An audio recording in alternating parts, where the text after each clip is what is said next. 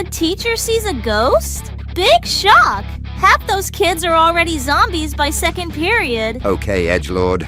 But this one's personal. Imagine your boss haunting you after retirement. That's not a ghost. That's middle management. So Eleanor's sipping chamomile with her dead BFF like this isn't the world's worst intervention. She's literally blue in the face. How do you miss that? Grief makes you stupid, hellfish. Ever cried over a goldfish cracker?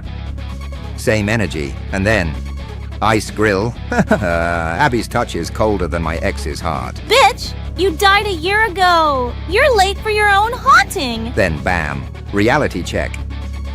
The desk says Robert Jenkins, because Abby's rotting in a box. Eleanor. Even the ghost couldn't fix the school's budget cuts. So hubby plays Sherlock with lipstick stains like this is CSI Suburbia. Wow, a whole ghost. And the best evidence is Revlon number 45. The security tapes conveniently busted. Classic ghost gaslighting. Oopsie, afterlife interference. Tee-hee. So, ghosts are real or Eleanor finally cracked from grading freshman essays? Ask your local medium or a therapist. Either way, if your dead principal offers professional development, run. The aging brick buildings of Hawthorne Academy cast long shadows as the crisp autumn sun dipped below the horizon. Inside, a palpable energy buzzed through the faculty as they finalized preparations for the annual community service initiative. This year, Hawthorne was sending a delegation of students and teachers to the quaint town of Havenwood, nestled in the rolling hills of western Massachusetts. The initiative, a cherished tradition, involved students immersing themselves in the local community for 4 days, collaborating on various service projects, and culminating in a town-wide festival with donated food and supplies for those in need. So, let me get this straight. Manual labor, sleeping in bunk beds, and helping strangers. For fun. Sounds like a cult, except even cults give you Kool-Aid. It's called community service, hellfish. Some people don't need a paycheck to feel alive. For most of the teachers, the community service initiative was a highlight of the academic year. But this year, Ms. Eleanor Vance, a normally vibrant and enthusiastic history teacher, felt a strange sense of foreboding. Eleanor had always been the first to volunteer, her infectious energy and genuine care for the students making her an indispensable part of the team. However, as the departure date approached, she found herself increasingly withdrawn and preoccupied. Finally, she submitted a formal request to principal, seeking a leave of absence during the initiative week, citing a vague family matter. The morning of the departure arrived, clear and crisp.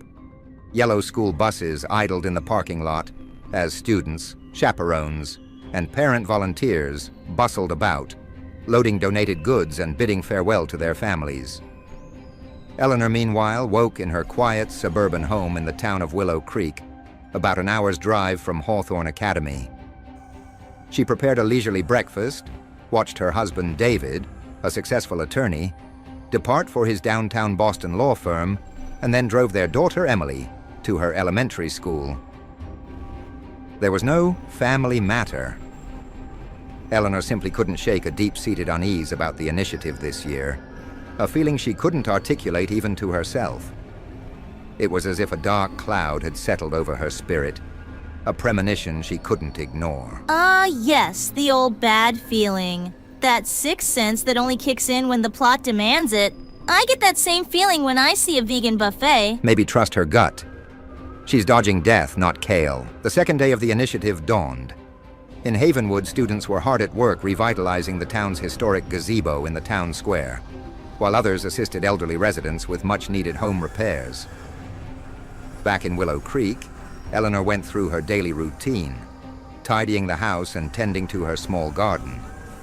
Around mid-morning, as she was folding laundry, she heard a car pull into her driveway. Thinking it might be David returning home unexpectedly, she glanced out the window. To her surprise, it was Principal Blackwood's familiar silver Volvo sedan. Hold up! Ghosts drive Volvos now? What happened to creaky carriages or phantom horses? This one's got airbags and Bluetooth. Death evolves, hellfish. Just like your bad attitude, a complex mix of emotions washed over Eleanor. Abigail Blackwood wasn't just her boss. She was also a close friend and mentor. Their relationship transcended the typical professional boundaries. Eleanor often referred to Abigail as Abby, a testament to their deep bond. Deep bond! Please! I had a deep bond with a piranha once. Lasted until lunchtime. Touching. Was there a eulogy or just chewing? They had navigated countless challenges together, from budget cuts to difficult students, their friendship a constant source of strength and support. "Abby, what a surprise!" Eleanor exclaimed, opening the front door and welcoming Abby inside. "Is everything all right? You didn't call ahead." Abby smiled warmly, her eyes crinkling at the corners. "Everything's fine, Eleanor. I just felt like checking in on you. How are you holding up? How's David and little Emily?" They settled into the cozy living room, mugs of steaming tea in hand, and chatted for a while, catching up on each other's lives.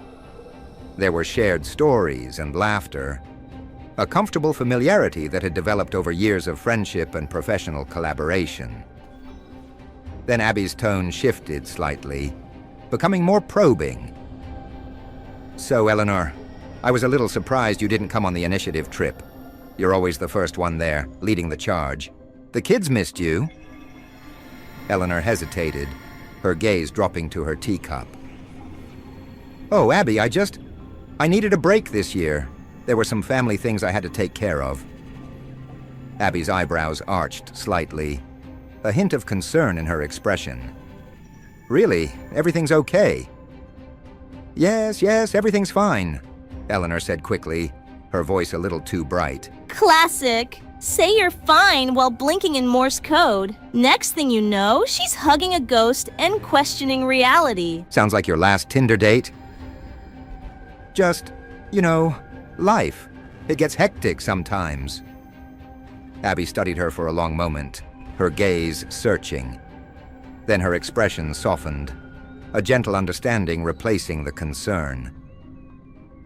"Well, I'm here now, and it's not too late to join us. Why don't you pack a bag, and we'll drive up to Havenwood together, just for a quick visit. The kids would be thrilled to see you, even for a day." Eleanor felt a pang of guilt. She knew Abby was right.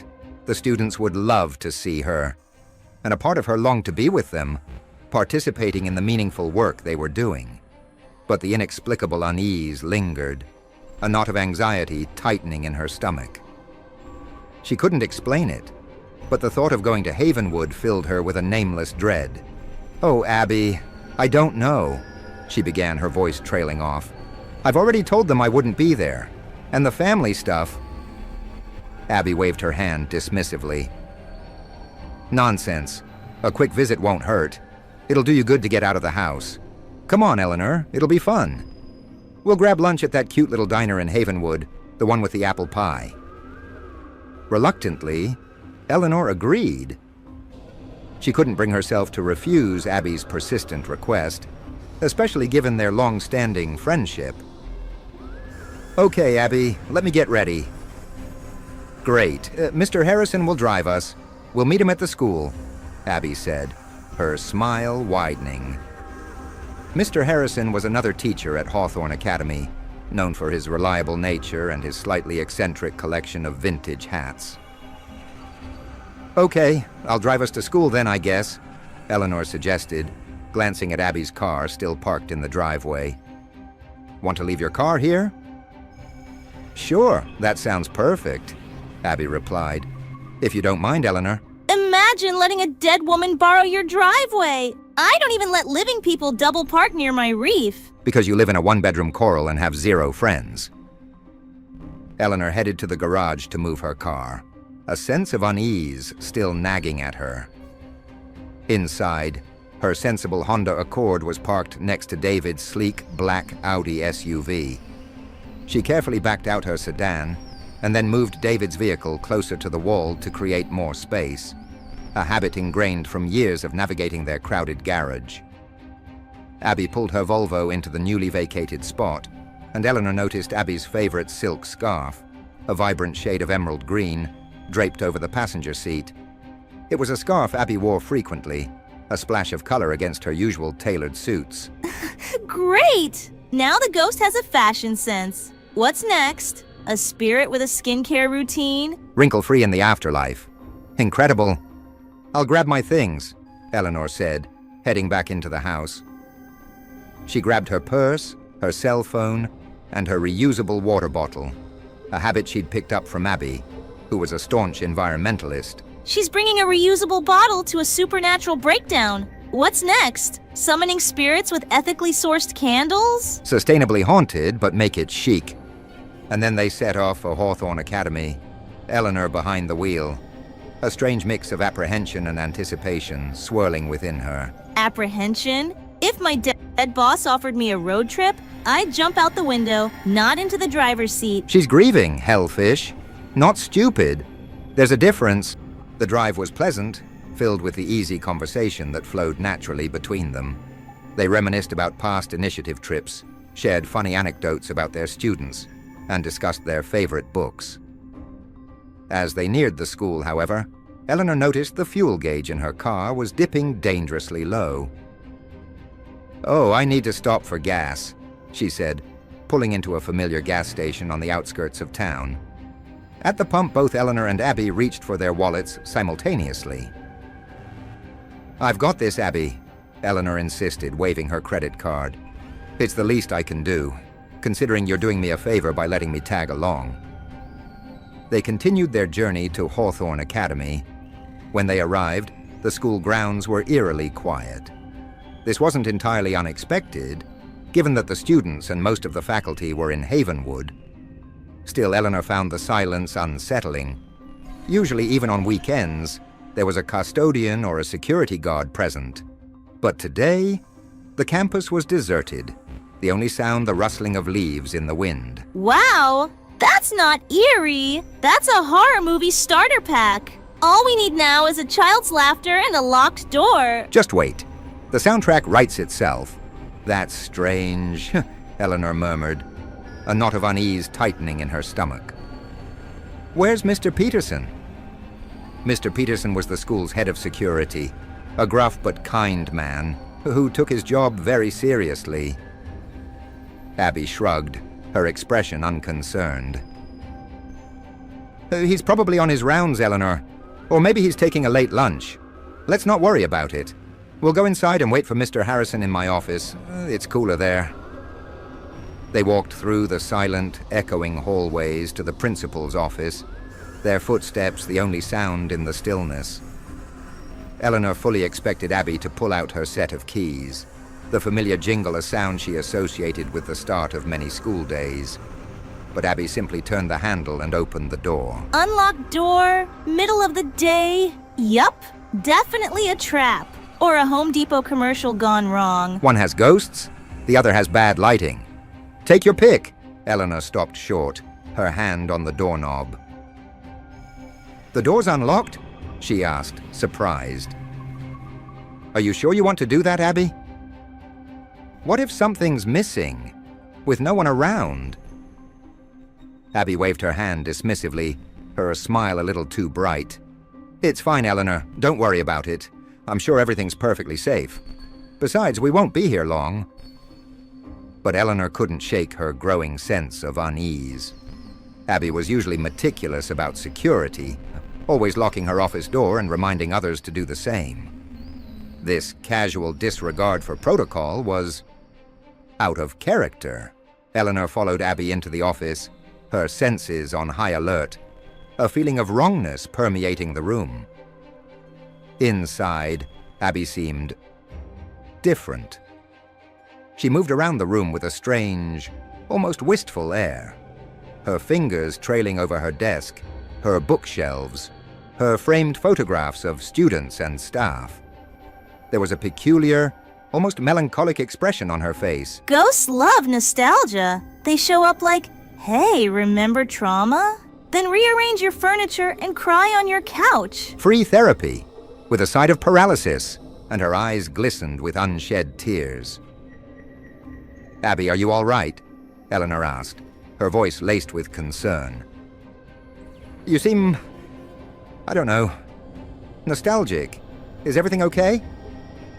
Abby turned to her, a faint sad smile playing on her lips. This office, it holds so many memories, Eleanor. She picked up the small wooden nameplate, her fingers tracing the engraved letters. As she reached out to touch Eleanor's shoulder, her hand was icy, unnaturally cold. Yet the room felt stiflingly warm. Eleanor shivered but dismissed it as fatigue, her focus locked on the nameplate. Then her breath caught. It read Robert Jenkins, interim principal. Plot twist. Ghost forgot she was fired by death. Now she's trespassing in her own former office. Pathetic and spooky. Even in the afterlife, corporate titles matter. A wave of dizziness washed over Eleanor, the room tilting on its axis, as a horrifying realization crashed into her consciousness. Abby Blackwood had passed away the previous year after a courageous but ultimately losing battle with a rare form of leukemia. Eleanor had been by her side through much of it, the two friends leaning on each other as Abby's health deteriorated, sharing late-night phone calls and hospital visits. The grief of losing Abby had hit Eleanor hard, leaving a void in her life that felt impossible to fill. In fact, it was the lingering pain of that loss that had made Eleanor reluctant to participate in the initiative this year, the first one since Abby's death. The memories were too raw, the pain too fresh. The reality of the situation slammed into Eleanor like a physical blow, cold and brutal. She stared at the figure in front of her, the woman who looked and sounded exactly like her dear friend Abby, but who couldn't possibly be. The woman who was dead. The figure smiled gently, her eyes filled with a deep, otherworldly sadness. "It's all right, Eleanor," she said, her voice soft and soothing, like a gentle breeze. "Don't be afraid. I just wanted to say goodbye." Terror seized Eleanor, paralyzing her with a fear so profound it stole her breath. She turned and fled the office, her heart pounding. And that's how you know it's real. Fight or flight just slammed the run button. Also, friendly tip, ghosts hate cardio. "So do you, Hellfish." As she ran, fragmented memories surged. Abby's funeral, the hospital room, the suffocating grief. Why had she forgotten? It felt like a fog had lifted from her mind, leaving only raw horror in its wake. She collided with Mr. Peterson, the security guard, who had apparently just returned from his break, his face etched with concern. "Eleanor, what's wrong? What happened? Are you hurt?" Mr. Peterson exclaimed, his voice filled with alarm. Eleanor couldn't speak. She was shaking uncontrollably, her body trembling, her mind reeling from the terrifying encounter. Mr. Peterson, along with Mrs. Jenkins, the school secretary who happened to be nearby, rushed to Eleanor's aid, gently guiding her to the faculty lounge, trying to calm her with soothing words and a comforting presence. When Eleanor was still unable to speak coherently, her words fragmented and disjointed, Mr. Peterson made the decision to call David. "Mr. Vance, I think you need to come to the school right away. Eleanor's here and she's not well. She's very upset, but she can't seem to tell us what happened. I'm worried about her." Oh, she can't talk? Probably because her brain just got curb stomped by reality. Also, ghosts don't really believe in consent. Or chill. Haunt first, ask questions never. David arrived at the school within minutes, his face a mask of worry and concern, his heart pounding with a primal fear for his wife's safety. He rushed to Eleanor's side, holding her close as he led her out to their car, his arm a steadying presence. Back at home in the familiar and comforting surroundings of their living room, with the reassuring presence of her husband, Eleanor slowly began to piece together the events of the morning, recounting the unsettling encounter with the woman who looked exactly like Abby. She described Abby's arrival at their house, the drive to school, the unlocked principal's office, and the chilling moment when she saw the nameplate on the desk, the moment the illusion shattered and the horrifying truth revealed itself. Fun fact, your dead boss coming back for one last girls' trip is not in the school handbook. Section 13, C, don't let phantoms ride shotgun. They never returned her parking pass either. She was Abby was touching everything, like she was saying goodbye. Eleanor whispered, her voice hoarse and trembling, tears streaming down her face. And then I saw the nameplate, and I knew. It couldn't be her, but it was. David listened patiently, his expression a mixture of concern and skepticism. He knew how deeply Eleanor had grieved Abby's death, how much she had struggled to come to terms with the loss. He wondered if the trauma had manifested itself in some kind of hallucination, a waking nightmare brought on by grief and exhaustion. He wanted to believe there was a rational explanation, a way to explain away the impossible. However, David was also a lawyer, trained to look for evidence, to analyze facts, to seek the truth. He decided to investigate, to try to make sense of the inexplicable. He started by checking Eleanor's cell phone, scrolling through her text messages. He found a text message she'd sent him that morning, saying she was going to the school but not mentioning that she was going with Abby. It was a simple message, devoid of any indication that she was in the company of someone else. Then he went to the living room, his gaze sweeping across the familiar space. On the coffee table, he noticed a half-empty teacup, its delicate china rim stained with a smear of vibrant red lipstick. Eleanor rarely wore lipstick, and certainly not that shade, her usual preference being a subtle, natural gloss. This detail, seemingly insignificant, aligned with Eleanor's account of having tea with Abby, a small, almost imperceptible clue. Next, David went to the garage, his footsteps echoing in the silence. Abby's car was gone, of course, but he observed that Eleanor's car was parked in its usual spot, while his SUV, the sleek Audi, had been moved closer to the wall, a detail he wouldn't normally notice. Eleanor had mentioned moving his car to make room for Abby's Volvo, a seemingly mundane action that now took on a sinister significance. These small details, seemingly insignificant on their own, began to paint a picture that corroborated Eleanor's story, a series of breadcrumbs leading down a dark and unsettling path. David's skepticism began to waver, replaced by a growing sense of unease, a feeling that something profoundly strange and inexplicable had occurred. He needed more concrete evidence, something undeniable, something that would force him to confront the impossible.